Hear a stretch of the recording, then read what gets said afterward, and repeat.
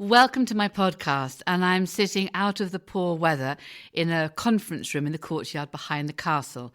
And my guest today is Will Stonor, a great friend whose wife Ailsa I like quite as much as him, and they both come and eat well, and we drink together, and we go to their house, Stonor Park, to eat well and drink together as well. So that, I suppose, is the basis of the friendship.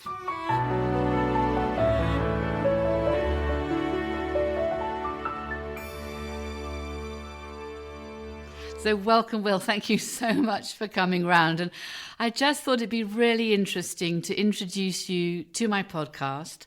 You live in the most amazing house in Henley, which is about 20 miles to the east of us, nearer London, in fact. And like us, the last year has been somewhat challenging, but we're all trying to look forwards. Is that the best way to start? Yes, I think that's fair. Fiona, it's really lovely to be here, and it's particularly nice, I have to say, to get away from it all and come over here and come and see you, because, as you say, it's been a hell of a year, and so it's lovely to come and talk to you and share the interesting experiences that we've all had this year. I'm so happy that in the past we've had some jolly good lunch parties together. We've had a lot of fun. I can't wait to start. I know. If someone says, can we try and organise something one evening? It's like, well, my diary looks like a blizzard of white because there is nothing in it. So yeah, I'm really looking forward to that as well. No, I'm so happy because in a sense it's proved to me what's important, as I'm sure to many other people, the gathering of friends and the laughter and the breaking of bread is what is essential to human life for me, for sure. So, Will, have you been able to open at all in the past year? We've sadly not been able to open the house. And we'd hoped to have opened it for Christmas. But as you know, Stonor is a very rambling, old, higgledy-piggledy house. Although it's not small, because it's so old, it doesn't have any really large rooms. And it meant that we just were too worried about it being too... Cramping people together. Exactly, cramping people together. And so we almost opened for Christmas, and in the end we just felt we couldn't, which is an enormous shame because we'd put in all the preparation for it. We hadn't started decorating, but we were almost about to, and so sadly we haven't. And it's the first time the house has not been open since 1979. But what we have been able to do is have our gardens open and have our adventure playground open, and we've extended that. So that's been wonderful. Well, that's been amazing. Yes. And we literally just had our last weekend of those open. So can I ask you, before we go on, so tell me about Stonor Park, the house. I remember the dining room, you'll be surprised to hear. But so tell me about Stonor, its origins, and how your family came to be living there, Will. We've been living there, we know for sure, for 29 generations, father to son, and the first member of the family that we absolutely know of, because we still have the family archives records going back to 1150. So Robert de Stonor, as he was called then, Robert of the Stony Place, and I'll come back to that in a minute, he's the first member of the family that we absolutely know is a direct descendant and lived there. But they obviously lived somewhere before, so we presume they probably lived there before. So we've been there nearly 850 years, and we live in the same building, which the earliest part dates from then, which has been added to. If you look at Stonor from the outside, it looks sort of pretty symmetrical. If you look carefully, it's what sort of 18th century would you say? It looks, yes. It was, the shape of the house came to its sort of final form in the late 1500s. In the late 18th century, they took out the old leaded windows and they put in sash windows. And they slightly remodeled it just with the flavour of the time. But actually the shape got to its current shape in the late 1500s. So I'm right and wrong, which is the... No, well, you are. If you look at it, you're absolutely... story of my life. No, you're absolutely right, because if you look at it, that's exactly what it looks like, late 18th century. But actually, it was slightly changed. The leaded windows, they went for two reasons. One was because they didn't let in much light, and they weren't very good for insulation. But we're a Catholic family, and we were paying triple window tax, and the window tax was on every pane of glass in the window. So, oh my God. We reduced the number of panes in the windows from maybe 60 down to 12, and that really helped with paying the window tax, which is one of the early, as we know, is one of the earlier forms of taxation in Britain. I think that's a lovely story. I don't know whether you know, because Highclere seems obviously very Victorian, but in fact inside it are the remains of a medieval palace. Yeah, absolutely. So it's very early as well. So it is very early, but it's changed its form, and some of the old courtyards and the remains of the shape in the landscape around it has all gone, and it has become more symmetrical. But we're lucky to have the larger rooms of the extravagant, optimistic world of the Victorians, yes. which have allowed us to have one-way tours, although this time last year we might have had 1,000, 1,200 people a day, and we are now doing 100 or less. My goodness. As I say, we almost did it, but in the end we just decided it was just, we didn't want to take that risk. But, we're really looking forward to next year. We are planning on next year being a normal year. I mean, let's see what happens, but we are planning on it being a normal year, and the house will be open again from Easter. And I think actually it'll be, there'll be a lot of people who haven't been able to come this year who'll be really looking forward to coming back, but also being able to have had the gardens open and also the playground. We've seen a huge number of people have come to enjoy that, many more than we normally have. Good. When I think, August we were 4 times the number of people coming into the grounds in August than our previous sort of record. And we absolutely could tell there was a lot of people that have never been to Stonor before who were very interested in the house. And so, we're looking forward to welcoming them back and coming to see it when it opens. Touch wood, as it will. I'm sure it will. Absolutely. And your advantage, I've always thought, is that you're much nearer London than we are. Well, so it's such an easy drive. And you've also got the town of Henley, which is charming. And I've come to speak at the literary festival before, absolutely. which I hope will restart. But it's a really pretty, charming area of England. It's completely idyllic in so many ways. Well, no more so than around here. But the amazing thing about Britain is just the diversity of it, isn't it? And how we're only 50 minutes drive apart, but the landscape can be so different, and each area is very unique. It is lovely where we are, and we're in the Chiltern Hills, just up from Henley, which is a lovely town that we feel very close to as a family. My family initially made its wares, its money from the wool trade, because the Chilterns back in medieval times was a centre for grazing sheep for the wool. And as was here. Absolutely. And still is. Sadly, we don't have sheep at home anymore. We have our Norman herd of deer, but we don't have sheep anymore. But it was all taken down the road to Henley and put on barges, the wool from Stonor, and it was all exported.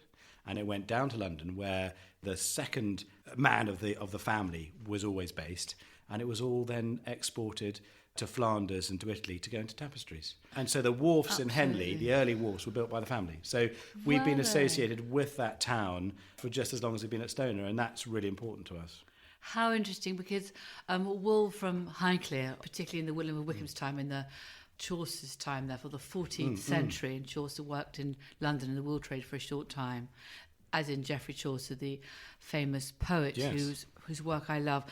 And one of the fields here is called Skipdale, and I read that in the 14th century, 1/3, 30% of the GDP of this country came from the wool trade. Wow. Which is huge. That would explain, wouldn't it, why these estates prospered. Yes. And it was all along this Thames Valley basin because of the access, I think, through the rivers. Yeah. And it was also why it led later on, I know, to the English Civil War, when I think you would have been on the Catholic side and we might have been on the Protestant. Maybe. But we survived. We all survived. I think we just kept our heads down, didn't we?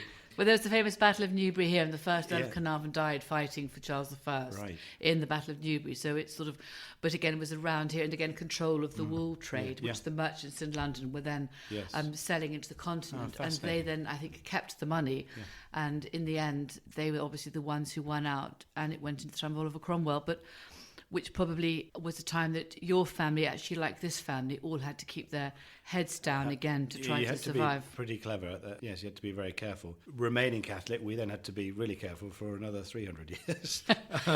Yes, I think this family were Protestant. And funny, if I'm partly Scottish, and my Scottish family were Protestant, which was a easier thing to be, to stay on the winning side, if you like, in troublesome and quite pernicious times. But I gather during the lockdown you had a very happy event in terms of the Antiques Roadshow, which was filmed. Yeah, we did. Which I love. I do watch it on a Sunday. I think Fiona Bruce is amazing. She is amazing. She is brilliant, isn't she? We did. They've made 2 episodes. We understand one will be in the spring and one will be in the summer. Perfect. So it was. They managed to film it in August. It was the first episode or couple of episodes that Antiques Roadshow had been able to do post this horrendous year. Yes. And it was also, I think, one of the first sort of outdoor broadcasting that the BBC had done as well. And so a lot of firsts were being done But So they managed to pull it off. We had less people. Yeah, we did. But that doesn't matter. I'm sure it was just simply wonderful. It was just great. So lovely to see people. It was great. It really was. And they were there they filmed for about 3 days. People were invited to come. So people would put forward objects that they wanted to show and be valued. And they were invited in. So it wasn't the normal. But I don't think it's going to be that different. Actually, it won't be different at all. Actually, hopefully there's going to be a bit more on the house than there would normally because to fill a bit more time. But there were some wonderful objects that came. I'm not allowed to talk about them. But some really, really interesting things. And thinking of interesting things, so what are the key works of art, furniture or paintings in Stonor that you delight in sharing with people? There are sort of a few things. There is the family portraits, collection of portraits, which go back to the early 1500s, are on display. And those are very important to us. They're a record of the house and of the family. Yeah, they are, absolutely. Yeah. Actually, from the early 1600s, there's a lovely painting of the house, which is probably one of my most favourite things that we have because it shows the house in the early 1600s at a time when the family was going through really tough times for remaining Catholic. And it's quite amusing because for several hundred years, if you were a Catholic, you weren't allowed to own all sorts of things, but in particular, you weren't allowed to own a horse because you could get around the country and cause trouble too easily. And rather amusingly, there is a carriage with 4 horses in front of the house, which is, I don't know what they were, they're having a bit of fun or maybe things were easy at that moment. But that's special. But there's a wonderful collection of art that was collected by a cousin of ours who collected pre and post the last war and was a brilliant collector.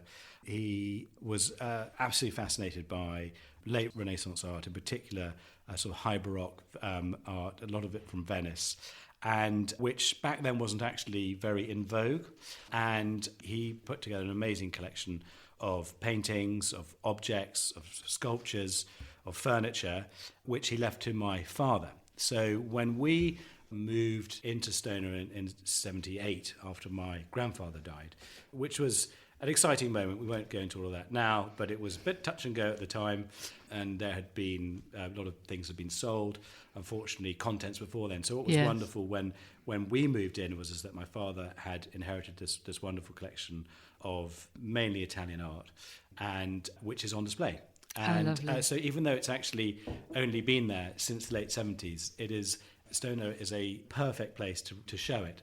But isn't it living collecting? Because I think one of my thoughts also at Highclere is we don't have all the best Van Dycks or all the best Reynolds, all the best anything. We just have the history that a beautiful Van Dyck or a beautiful Reynolds, the history of collecting over time. It's different people's eyes and how they put it together. So we've got a skistit, which is 5,000 years old, which actually Geordie and I collected to add to the Egyptian exhibition. Wow.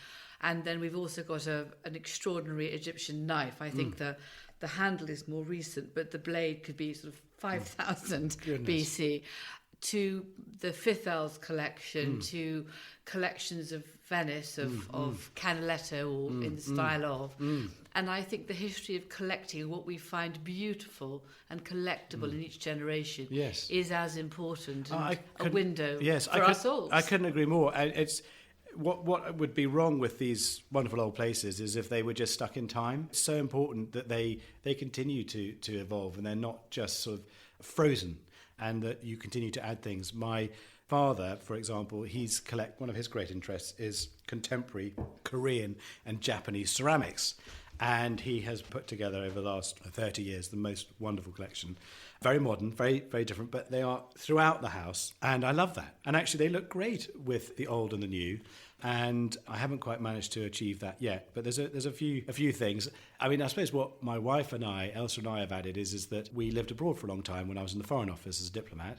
And so things that we've enjoyed collecting from mainly living in different places in Asia, and that's been great fun. And so they're now on display, and that's sort of what we've added, and looking forward to adding more things to come. But it is special because I think it's not frozen in time, and I enjoy the juxtaposition, and yet it's interesting. Well, I'm also conscious of the fact that when people arrive at Highclere, the view I want them to see is the view of Capability Brown and Charles Barry, the strong view of the castle where it's situated, which I don't wish to break up with any modern sculptors. So it's a question of where you put different things. Yes, you've got to be clever. To hold that sense of stability and coherence, which was, I think, inherent in the conception of Highclere and the park. And then around that, just occasionally surprise people, which I do enjoy doing, and I think it actually takes me years as I build the confidence to try something mad. Well, you can always change it if it doesn't work. Well, I do, exactly, and I do, and I rehung some of the paintings in the house, and I ask people about it, and we have conflabs. Then I think I'm going to do it anyway, and I don't actually always involve my husband because I hope Ailsa works on the need-to-know basis as well, because I hope yes. It always was a feature of growing up that one of my parents would say, "Why has that been moved?" without the other knowing, and that's fun. That's great. I think it's quite fun too. And then suddenly my husband says, "What's that doing there?" Well, it happens also with animals because I've actually now got into pig breeding here as well with a rare British pig, so British lop. Wow! And Geordie came down to find that I'd bought a boar with Simon Elf, our manager, called Arthur, King Arthur of Tintagel.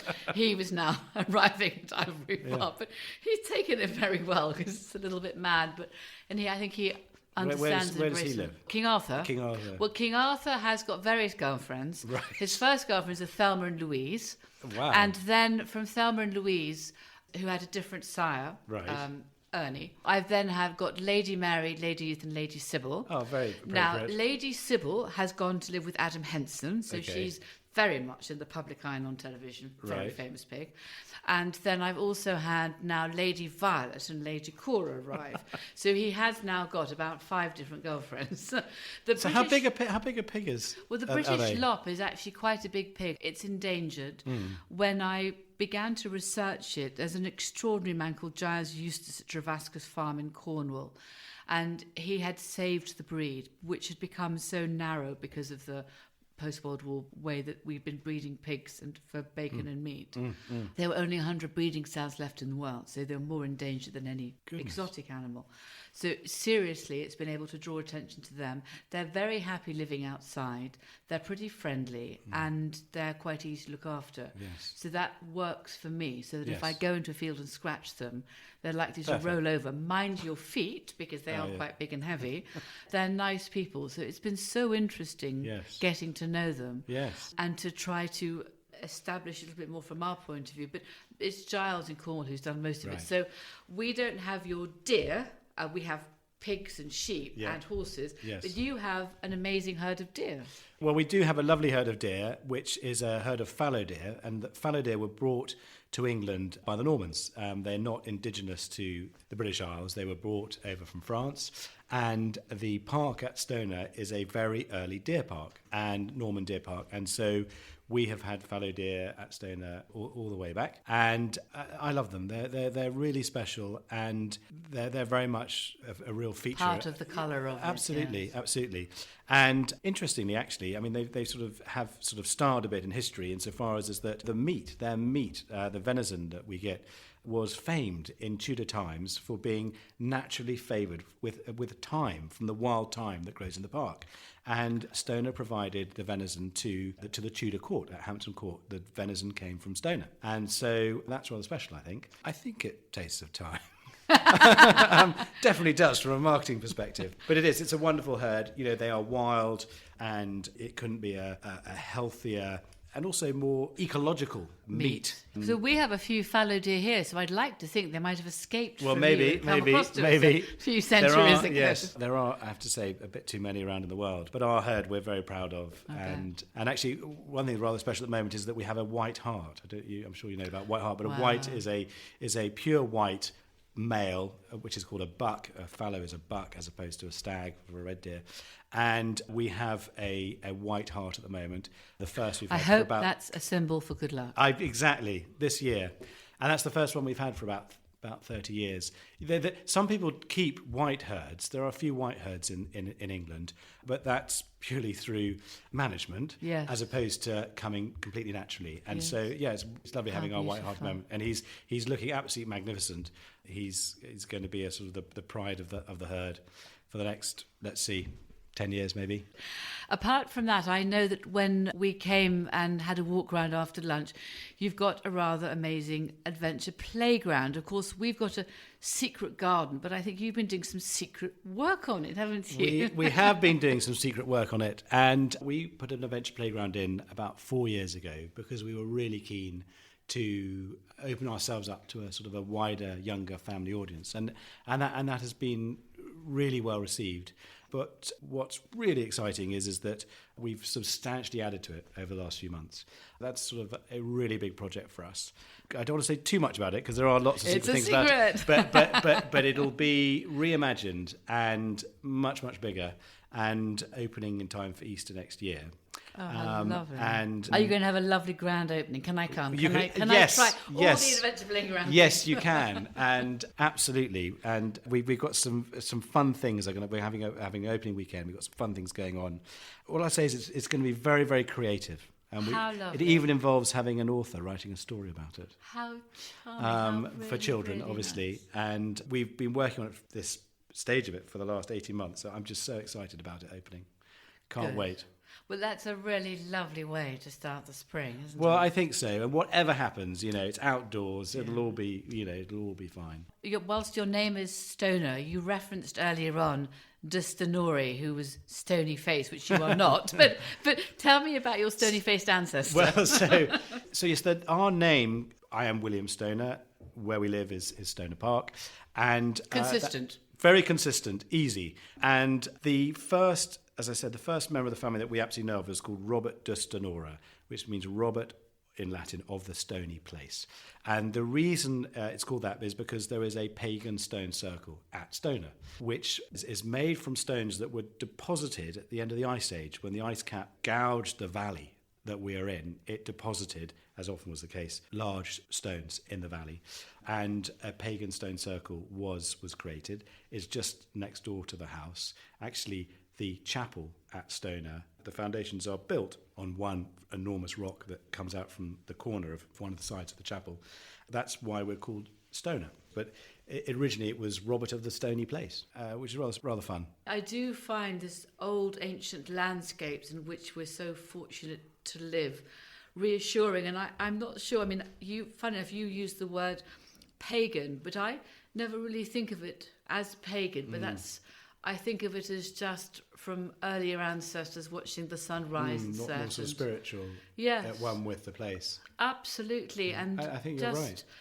Thinking of what mattered, and at one of the tumuli at the foot of Beacon Hill, one of Johnny's ancestors excavated and found the remains of a skeleton of what they took to be a woman with a child lying nearby, buried with some jewellery. Gosh. And perhaps they also died of some sort of virus or whatever else, and were buried with care and consideration, and their ancestors sat around wondering where they'd gone and wishing them well on their journey. So it's that sense of journey, I think, which has really come to the fore, to my mind, over the last bit, and given me a sense of reassurance that we may continue to live in these places for a bit longer. Yes. No, you're absolutely right, is that, especially this year, but everything moves so fast, doesn't it? And you can't speed up the seasons, you can't speed up farming or any of those things, and you're right, it sort of grounds one, doesn't it? It's important to remember these things, and if you can, immerse yourselves in them, just to give yourself an anchor, really. Yeah, an isn't anchor. It? Yeah, absolutely. Yeah. And of course, Will, you and Ailsa, we meet from time to time sitting in the historic houses, which, if you like, is the trade union for those of us who are trying to keep these old places going. Yes. They have been by Zoom over the last bit, which is that, turn the mute button off. The mute button's on the left. It's all those things. Yes. Or you're upside down. You have to turn your phone, and all the other things that go wrong. But I'll be very glad to see us in a group sitting round, contemplating how we go forwards. And in your role in the historic houses, did you find that helpful with their updates? It's been incredible. Beyond this year, Ailsa and I, when we returned from living in China, where we'd been for 6 years, when we returned the end of 2015 and took over Stonor, obviously my parents have given us fantastic guidance and advice. But the historic houses really, I can't say this enough actually, has been such a source of support and guidance and friendship for us. And people who are members of that organisation have been incredibly generous in the help that they've given us. And we found that all the way through. But this year, they really have done an amazing job, I think, for all these houses that are trying to keep going with, as you say, daily updates, as well as an enormous amount of lobbying that they've done on behalf of the industry, which is, so benefits more broadly. We can live to fight another year, absolutely. And that's been of broader help to the whole hospitality and tourism sector, which has been hit, across the board. Our new boss is Martha Lytton-Cobbold, who is the most heavenly absolutely friend and woman. Yes. And I think I'm so from proud. Our region, from our area. region, Yep. and she's leading us all forward with her calmness. I always think of her as a very calm, considered person. So, and I'm delighted. We've got a lady at the front as well, because Ailsa's thrilled too. Yes, and like I know she does you, she also rings Martha up when she needs advice and help, and Martha's been incredibly generous with her time and advice to us. James Birch did a phenomenal job, but Martha is going to be absolutely fantastic as well. And it's going to be a bumpy ride going forwards. And I really hope, Will, that we can find ways to share the joys of the stewardship, that each of us is trying to look after each house and find ways of sharing what we're doing with the public as well, and perhaps creating different special interest groups to link people together. Because I think England is unique, Britain is unique in terms of the visible history which is still here, which is open to the public, which is there to be shared, there to be enjoyed, and which is still living. And I think that is uniquely British, and we are very fortunate to have it. No, absolutely. And, with houses like yours and like ours, I think that key point about it is they're still lived in. These are still places that continue as they have. Obviously, they change all the time.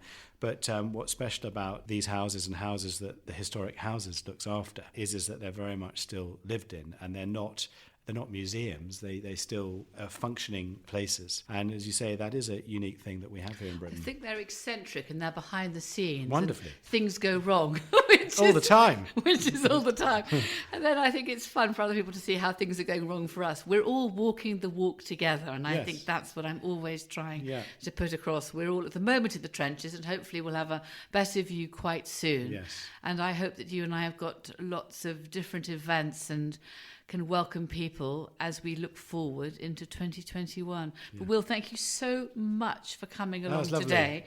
And it's Great not fun. the normal lunch. It's we've had a sandwich lunch. It's but been delicious. It's been delicious. No, it's been lovely. And thank you for I'm inviting looking forward me over. very much to seeing Ailsa again. It'd be such a treat. Yeah, well, as soon as we can. I tell you, there's going to be a lot of celebrating at some point next year. I completely agree. Looking forward to it. All right. Okay. Thank you, Will. Bye-bye. Bye.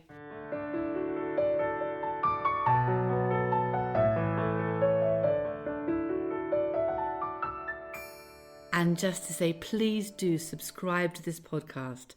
Then you can be first on the list every time it comes out.